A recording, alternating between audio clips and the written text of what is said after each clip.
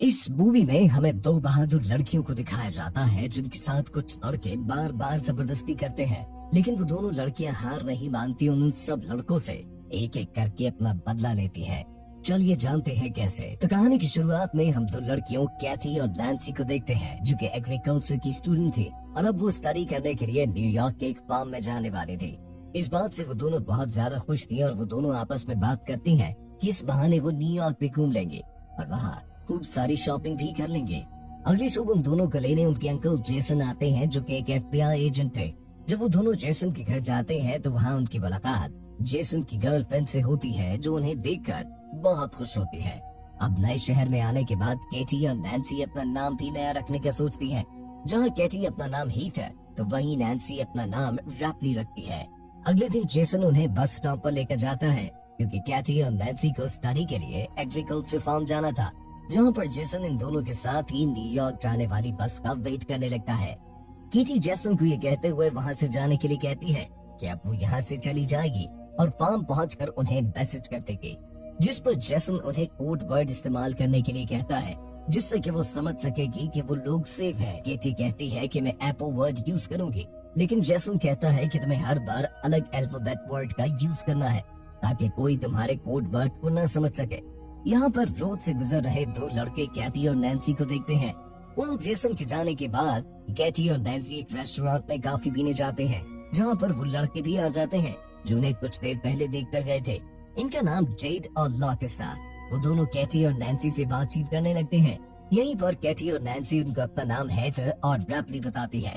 Katie उन्हें बताते हैं कि हम न्यूयॉर्क के एग्रीकल्चर फार्म में स्टडी के लिए जा रही हैं, जिस पर जेड उन्हें कहता है कि हम भी उधर ही जा रहे हैं, अगर तुम आना चाहो तो आ सकती हो, हम तुम्हें फार्म तक छोड़ देंगे।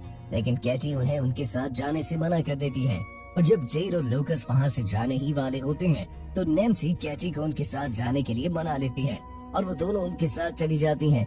यहाँ से वो दोनों कैटी और नैन्सी को फार्म न ले जाकर अपने घर ले जाते हैं, जो कि जंगल के एकदम पास था। ये देखकर कैटी और नैन्सी थोड़ा घबरा जाती है और उन्हें तुरंत फार्म जाने के लिए कहती है। तभी घर से जेड और लॉकस की माम आती है जो उन्हें बड़े ही प्यार से चाय पीने के लिए कहती है और उन्हें बताती है इसके बाद जेड और लॉकस तुम्हें फार्म छोड़ देंगे। अब जब वो दोनों चाय पी रही थी तभी कैटी के पास उनके अंकल जेसन का मैसेज आता है, जिस पर कैटी उन्हें कोड वर्ड एप्पल ब्रेक का रिप्लाई कर देती है, जिससे जेसन समझता है कि वो दोनों सेफली फार्म पहुंच चुकी हैं।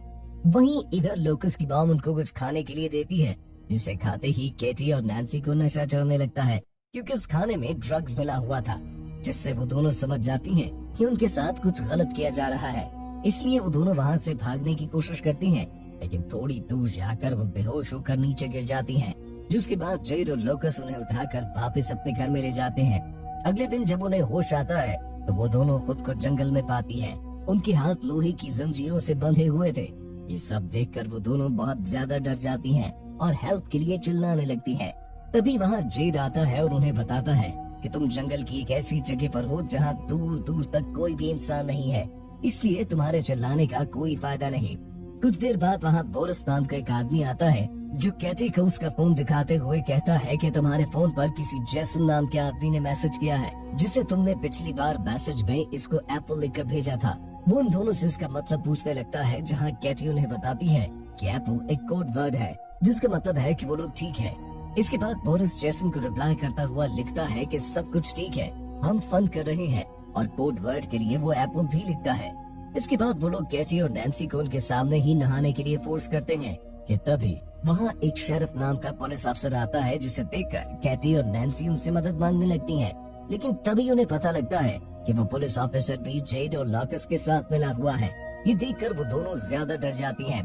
यहाँ कैटी और नैन्सी उनको समझाने की कोशिश करते हैं कि प्लीज हमें यहाँ से जाने दो, हम किसी को कुछ नहीं बताएंगे, लेकिन वो लोग उनकी एक नहीं सुनते। वो पुलिस वाला वाइब्रा की गोली खाता है और अपने लिए कैटी को चूज करता है। इसके बाद हम उस पुलिस ऑफिसर को कैटी के कंटेनर से बाहर आते देखते हैं, जिससे हमें पता लगता है कि उसने कैटी के साथ जबरदस्ती की है। वहीं दूसरी ओर हम जेसन को देखते हैं, जिसको कैटी और नैन्सी की बहुत चिंता हो रही है क्योंकि कैटी ने मैसेज में एप्पल वर्ड को दोबारा इस्तेमाल किया था। वहीं उधर वो लोग कैटी के कंटेनर में एक संकी नशेड़ी आदमी को भेजते हैं, जो उसके पेट पर जल्दी हुई सिगरेट लगा देता है, जिससे कैटी जोर जोर से चीखने लगती है। इसके बाद वो केटी के साथ जबरदस्ती करता है। यहाँ पर ये लोग सभी हैवानियत की सारी हदें पार कर चुके थे। ये लोग केटी और नैन्सी से जबरदस्ती धंधा करवा रहे थे। वहीं जेसन केटी और नैन्सी के बारे में पता लगाने के लिए न्यूयॉर्क एग्रीकल्चर फार्म पर कॉल करते हैं, तो उन्हें वहाँ से पता चलता है कि वो दोनों तो एक बार भी यहाँ नहीं आई है। यहाँ पर जेसन समझता है कि वो दोनों किसी बड़ी मुसीबत में हैं, इसीलिए वो तुरंत उनको ढूंढने के लिए निकल जाता है। वहीं केटी और नैन्सी के साथ और भी ज्यादा बुरा हो रहा था, क्योंकि अब जो अगला कस्टमर था उसके आने से पहले जेड और लोकस उन दोनों के मुंह पर वाला मास्क पहन लेता है। इसके बाद जेड और लोकस पिग मास्क पहना देते हैं और वो कस्टमर भी एक पिग। कस्टमर को केटी और नैन्सी के चेहरे से मास्क उतार कर उस कस्टमर को उनके चेहरे दिखाता है। केटी और नैन्सी उस पिग मास्क वाले आदमी को देखकर और भी ज्यादा डर गई थी। यहाँ पर वो बंदा नैन्सी को चूज करता और उसे एक कंटेनर में ले जाकर उसके साथ जबरदस्ती करता है। उसके जाने के बाद जब केटी नैन्सी के पास जाती है तो वो देखती है कि नैन्सी की हालत बहुत ज्यादा खराब हो गई है। दूसरी साइड जेसन पुलिस स्टेशन पहुँचता है और वहाँ पर उसे वही पुलिस ऑफिसर मिलता है जिसने केटी के साथ जबरदस्ती की थी। जेसन उसे केटी और नैन्सी के किडनैप के बारे में बताता हुआ कहता है कि वो भी एक FBI एजेंट है। जिस पर पुलिस ऑफिसर जेसन से पूछता है कि आपको कैसे पता कि वो दोनों किडनैप हुई हैं? जिस पर जेसन उसे कहता है कि उसने अपनी भतीजी केटी को कोड वर्ड एक ही बार इस्तेमाल करने के लिए कहा था, लेकिन केटी ने एक ही कोड वर्ड को दोबारा इस्तेमाल किया है। वहीं जंगल में बोरिस को ये सारी खबर उस पुलिस अफसर ने दे दी थी। केटी के अंकल एक FBI एजेंट है और केटी ने हम लोगों को उस कोड वर्ड के बारे में गलत इन्फॉर्मेशन दी थी। बोरिस जेड को केटी के कंटेनर से थोड़ा दूर ले जाकर उससे बात करता है। इन दोनों लड़कियों को जल्द से जल्द ठिकाने लगाना होगा वरना हम मुसीबत में पड़ सकते हैं। वो जेड को कहता है कि हमें शहर से आने वाली नई लड़कियों को भी पकड़ना है। केटी अपने कंटेनर के पास खड़ी होकर चुपके से उनकी सब बातें सुन रही थी। इसके बाद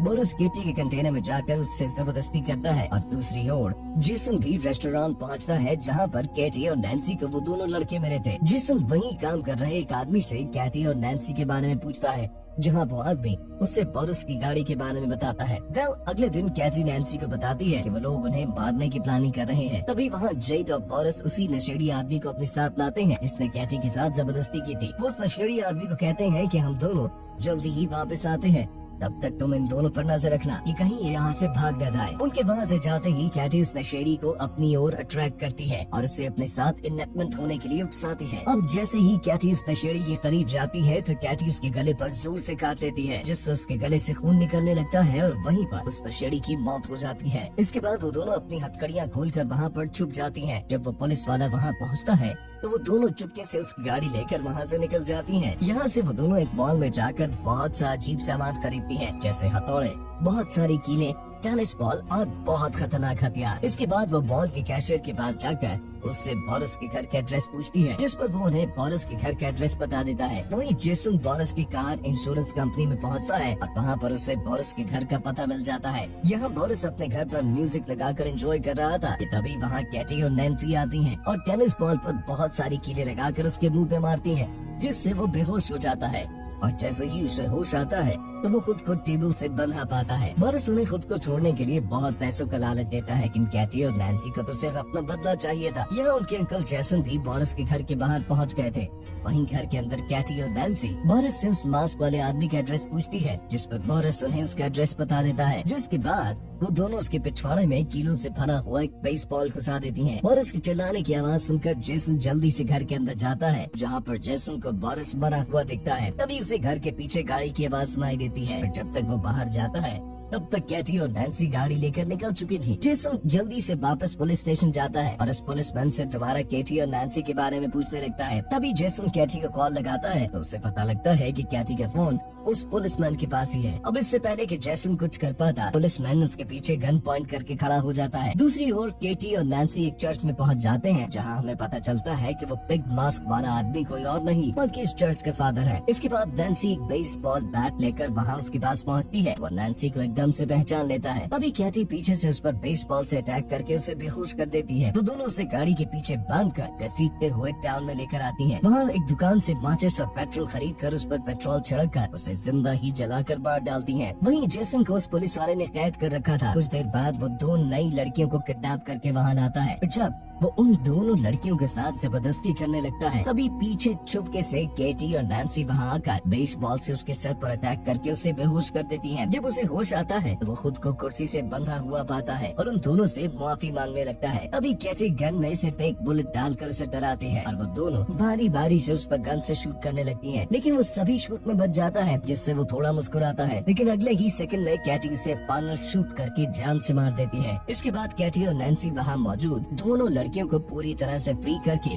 उन्हें जेसन को खोलने के लिए कहती है और खुद वहाँ से चली जाती हैं। वो लड़कियां जेसन की रस्सी खोलकर उसे बताती है कि उन लड़कियों ने ऐसा करने को कहा। यहाँ पर जेसन को पूरी बात समझ आती है कि वो दोनों लड़कियां कोई और नहीं बल्कि कैटी और नैन्सी है। वहीं हम जेड और लॉकस की मॉम को देखते हैं जो इस समय ड्रिंक कर रही थी। तभी उसे अजीब सा नशा होने लगता है, जिससे वो वहीं पर गिरकर बेहोश हो जाती है। इसके बाद जब उसे होश आता है तो वहाँ कैटी और नैन्सी ने उसको बेसमेंट में एक कुर्सी से बांध रखा था। उन दोनों ने जेड को भी उसके बिल्कुल सामने वहीं पर बांध रखा था।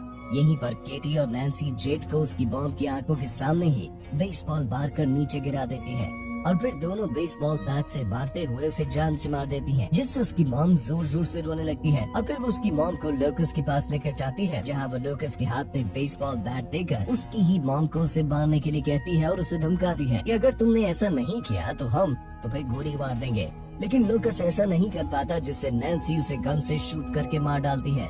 इसके बाद वो उसी गन को साफ करके लोकस के हाथ में पकड़ा देती है, जिससे कि पुलिस को लगे कि वो लोग आपस में ही लड़कर मर गए हैं। इसके बाद उनकी मॉम केटी और नैन्सी को कहती है कि अगर तुम मुझे नहीं मारोगे तो मैं तुम्हें बहुत सारे पैसे दे सकती हूँ। उसकी बात सुनकर केटी और नैन्सी बहुत हंसती हैं और फिर केटी एक कटिंग मशीन से उसका धड़ उसकी बॉडी से अलग कर देती है। कुछ दिनों बाद जेसन केटी और नैन्सी के घर जाता है, जहाँ पर हम देखते हैं कि कैटी और नैन्सी दोबारा से न्यूयॉर्क एग्रीकल्चर फार्म में अपने अंकल जेसन के साथ जा रही थी और वो फाइनली न्यूयॉर्क एग्रीकल्चर फार्म में पहुंच जाती हैं।